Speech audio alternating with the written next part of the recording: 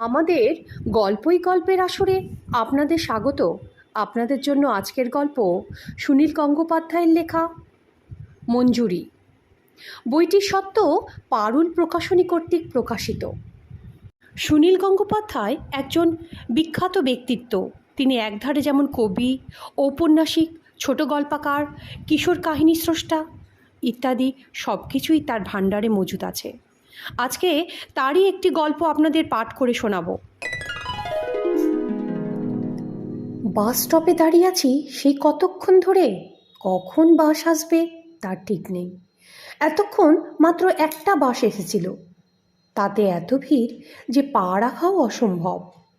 আমি হ্যান্ডেল ধরে ঝুলতে পারি না, অথচ বাসে যাওয়া ছাড়া আমার কোনো উপায় নেই। মধ্য কলকাতার বিকেলবেলায় ট্যাক্সি পাওয়া একটা অলৌকিক ব্যাপার। ট্যাক্সি পাওয়ার চেয়ে একটা নূতন ট্যাক্সি কিনে ফেলা অনেক সহজ। হঠাৎ এই সময়ে রাস্তার ওপারের একটা বইয়ের দোকান থেকে মঞ্জুরি বেরিয়ে এলো, সঙ্গে আরেকটি মেয়ে। আশ্চর্য, মঞ্জুরি এতক্ষণ আমার এত কাছাকাছি ছিল আর আমি বিরক্ত মুখে দাঁড়িয়ে। ওই দোকানের অনেকক্ষণ তো তাকিয়েছিলাম, বেশ ভিড় ছিল। দুটো মেয়ের পিঠও দেখেছিলাম, কিন্তু মনোযোগ দিইনি। এক এক সময় মনে হয় পৃথিবীতে কোনো ময়লা নেই, দুর্গন্ধ নেই, ঘাম নেই, কোথাও মানুষকে মানুষ মারছে না। মোলায়েম স্নিগ্ধ হাওয়ায় পৃথিবীটা ভরে গেছে। মঞ্জুরিকে দেখলে আমার এই রকম হয়। মঞ্জুরি কিন্তু আমায় এখনো দেখতে পায়নি। ডাকবো? মঞ্জুরির সঙ্গে আর একটা মেয়ে রয়েছে, তাকে তো চিনি না। যাই হোক, আমার আর এখন বাসে ওঠার তাড়া নেই। কোথায় যেন যাবার কথা ছিল, তাও ভুলে গেছি। মঞ্জুরি তার সঙ্গের মেয়েটির সঙ্গে কথা বলায় মগ্ন। দোকান থেকে বেরিয়ে ওরা উল্টো দিকের ফুটপাত ধরে হাঁটতে লাগলো। একটুক্ষণের মধ্যেই ওরা আমার দৃষ্টির আড়ালে চলে যাবে। রাস্তা না পেরিয়ে আমি ফুটপাত দিয়ে হাঁটতে লাগলাম। এরকম করার যে কি মানে তা কে জানে। আমি কি এক্ষুনি রাস্তা পেরিয়ে গিয়ে মঞ্জুরির নাম ধরে রাখবো? সেটাই তো সবচেয়ে স্বাভাবিক। কিন্তু রাস্তাটা যেন একটা নদী, আমরা দুজনে দুদিকে রয়েছি, পার হবার উপায় নেই। একটা ট্যাক্সি দারুণ শব্দে ব্রেক কষল। একটি ছেলে প্রায় চাপা পড়ে যাচ্ছিল, একটুর জন্য বাঁচল। বেঁচে গেল ট্যাক্সি ড্রাইভারও। এই শব্দে রাস্তায় সব লোক দাঁড়িয়ে পড়েছে, তাকিয়েছে সেই দিকে মঞ্জুরিও। এবারও মঞ্জুরি আমাকে দেখতে পেল না। আমি চেঁচিয়ে ডাকলাম, এই মঞ্জুরি! মনে মনে আমি দেখতে চাইছিলাম মঞ্জুরি রাস্তা পেরিয়ে আসে কিনা, কিংবা আমাকে ওদিকে ডাকে কিনা। যেন ওর উপরে অনেকখানি নির্ভর করছে। মঞ্জুরি আমার ডাক শুনতে খানিকক্ষণ এদিক ওদিক তাকালো, তারপর আমাকে দেখতে পেয়ে হাসি ঝলমল করে তুলল মুখখানা। আমি তখনও চুপ করে দাঁড়িয়ে। আমাকে ডাকলো না। মঞ্জুরি সেই মেয়েটির সঙ্গে চলে এলো রাস্তার এদিকে। যাক, ব্যাপারটা চুকলো। মঞ্জুরি এসে বলল, এই সুনীলদা, এদিকে কোথায়? মঞ্জুরিকে দেখার পর আমার আর কোথাও যাওয়ার থাকে না, কোনো কাজের কথাই মনে থাকে না। কিন্তু মুখে সে কথা তো বলা যায় না। আমি একটু ব্যস্ত ভাব দেখিয়ে বললুম, এই তো এদিকে এসেছিলুম একটু বিশেষ কাজে। তোমরা কোথায়? মঞ্জুরি বলল, এই তো বই কিনতে এসেছিলাম। একে চেনেন? এর নাম সর্বাণী, আমার বাড়ির কাছেই থাকে। মঞ্জুরি দেখতে সুন্দর, বড্ড বেশি সুন্দর। এত সুন্দর যে একটু ভয় করে, কেননা কোনো সুন্দর জিনিসই পৃথিবীতে বেশি দিন থাকে না। সর্বাণী মেয়েটা সাদামাটা, দেখতে খারাপ নয়, তবে কেউ সুন্দরীও বলবে না, অন্তত মঞ্জুরির পাশে দাঁড়ালে তো নয়ই। মেয়েটি আমাকে নমস্কার জানালো। আমি মঞ্জুরিকে বললাম, বাড়ি ফিরবে কি করে? এখন তো বাসের ট্রামে উঠতে পারবে না, একটা মিছিল বেরিয়েছে, তাই ট্রাফিক জ্যাম। মঞ্জুরি হাসতে হাসতে বলল, আমি বাড়ি ফিরব না। একটু অবাক হয়ে জিজ্ঞেস করলাম, তাহলে কোথায় যাবে? সে বললে, কোথাও একটা গেলেই হয়। এখন এই মুহূর্তে সর্বাণীর বিদায় হওয়া উচিত। মঞ্জুরি বাড়ি যাবে না, আমারও কোথাও যাওয়ার নেই। আমরা পৃথিবীর শেষ সীমান্তেও যেতে পারি। মঞ্জুরি হঠাৎ বলে উঠল, সুনীলদা, আপনি একটু সর্বাণীকে পৌঁছে দিন না, ও তো আপনার বাড়ির দিকেই থাকে। আমি তাড়াতাড়ি বললাম, আমি তো এখন বাড়ি ফিরবো না। সে বললে, কেন ফিরবেন না?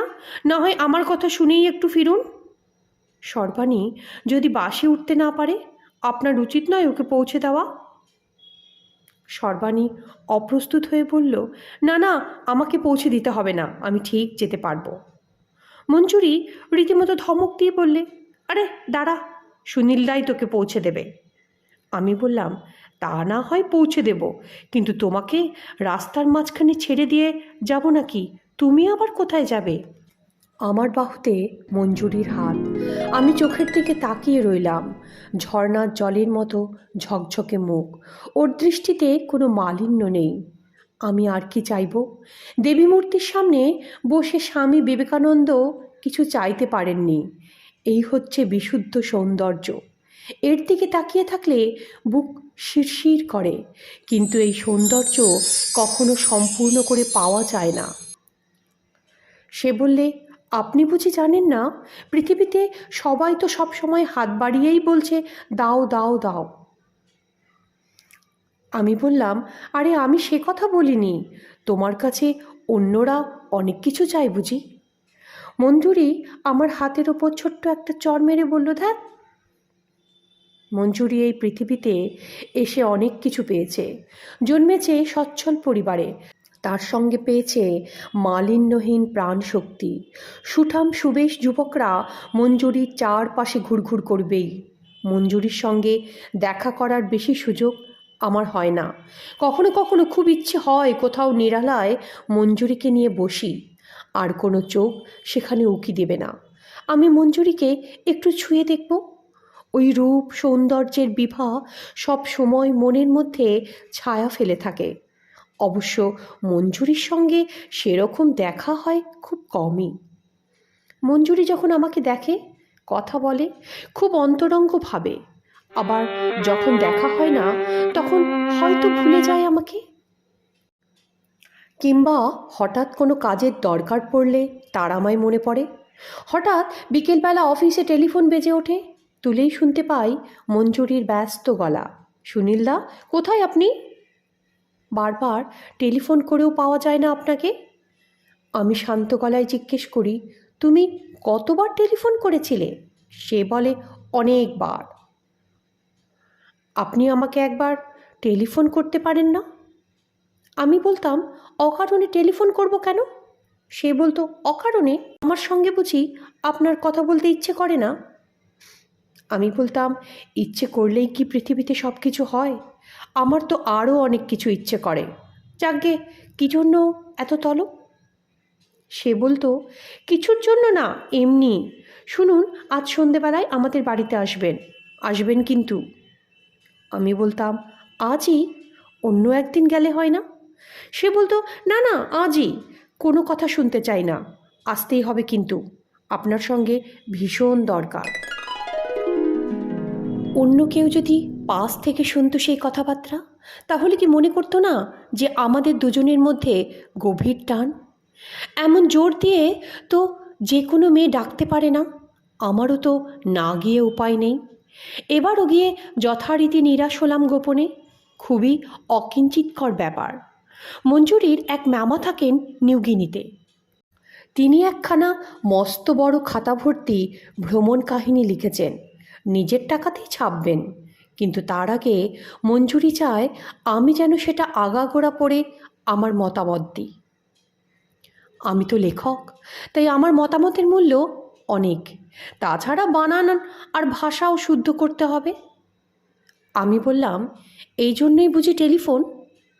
এটা তো আমার কাছে পাঠিয়ে দিতেই পারতে। মঞ্জুরি বলতো, কেন, আপনাকে বুঝি ডাকতে পারি না? আপনার সময় নষ্ট হলো? আমি বললাম, তা তো হলোই, তাছাড়া এসব আজে বাজে লেখা আমার পড়তে ভালো লাগে না, এইরকম ঘুচিমুচি হাতের লেখা। মঞ্জুরি বলে উঠত, সুনীলদা, আমার জন্য আপনি এটুকু কষ্ট করবেন না? সেই অধিকারহীন দাবি জানায় মঞ্জুরি। কি করে যেন জেনে গেছে এক হিসেবে আমি ওর কৃতদাস। ও যদি বলে, সুনীলদা, আমার জন্য আপনি সাপের মাথার মণি আনবেন, আমার জন্য একটু কষ্ট করবেন না? তাহলেও আমাকে সাপের মাথার মনির জন্যই যেতে হবে। মঞ্জুরির বিয়েতে আমি কিন্তু যাইনি। মঞ্জুরি যখন নেমন্তন্ন করতে এসেছিল, আমি বাড়িতে ছিলাম না। নিজের মুখে নেমন্তন্ন জানাবার সুযোগ পাইনি। আমিও একটা ছুতো করে সেই সময়টা কলকাতার বাইরে চলে গেলাম। আমার ঈর্ষা খুব প্রবল। আমার চোখের সামনে মঞ্জুরির হাতের ওপর অন্য কেউ হাত রাখবে, এটা সহ্য করা সম্ভব নয়, অন্তত আমার পক্ষে। যদিও জানতাম মঞ্জুরির একদিন বিয়ে তো হবেই, কিন্তু সেই দৃশ্য আমার নিজের চোখে দেখার দরকার নেই। পৃথিবীতে আমার চোখের আড়ালে যে কত রূপ ঝরে যায়, কত সৌন্দর্য অন্যের ভোগে লাগে, তা নিয়ে তো আমার মন খারাপ লাগে না। বিয়ের পর মঞ্জুরি চলে গেল ব্যাঙ্গালোর। ওর স্বামী ওখানে খুব একটা বড় কাজ করে, স্বামীর ওখানেই থাকবে, সুতরাং আমার সঙ্গে ওর আর দেখা হবে না। অফিস থেকে আমাকে সাউথ ইন্ডিয়া পাঠাতে চেয়েছিল বিশেষ কাজে।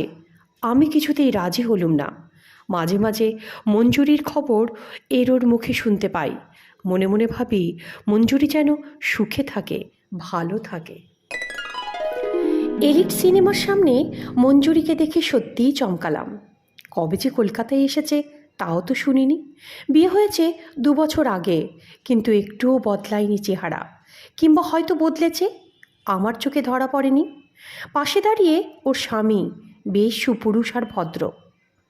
মঞ্জুরি আমাকে প্রথম দেখতে পেয়ে চেঁচিয়ে উঠল, এই সুনীলদা! এই তো আজ ধরেছি। বলুন তো, আমাদের বিয়েতে যাননি কেন? প্রশ্নটা এড়িয়ে আমি জিজ্ঞেস করলাম, মঞ্জুরি, তুমি কেমন আছো? সে বলল, ভালোই আছি। আরও কিছুক্ষণ কথা হলো, কিন্তু সেসব কথা আমি মন দিয়ে শুনিনি।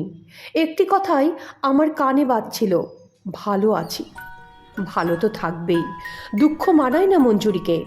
আমিও চাই মঞ্জুরি ভালো থাকুক, কিন্তু আমাকে আর দরকার নেই মঞ্জুরির। এবার আর বলল না একটা দারুণ দরকারে আপনাকে খুঁজছি, আর বলবেও না। এবার আর বলল না একটা দারুণ দরকারে আপনাকে খুঁজছি, জানেন তো। আর বলবে না আমার জন্য একটু কষ্টও করবেন না বুঝি?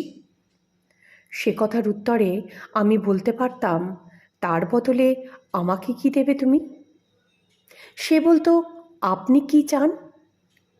আমি বলতাম, আমি কিচ্ছু চাই না। এসব কথা আর বলা হবে না।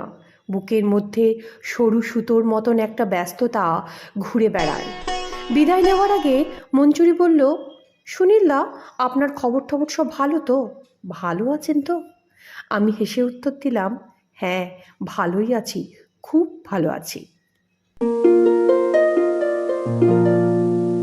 আমাদের এই চ্যানেলের গল্পগুলো শুনতে ভালো লাগলে চ্যানেলটাকে লাইক, সাবস্ক্রাইব আর শেয়ার করতে ভুললে কিন্তু চলবে না। আর আমাদের চ্যানেলের সাথে আপনাদের সব সময় থাকতে হবে।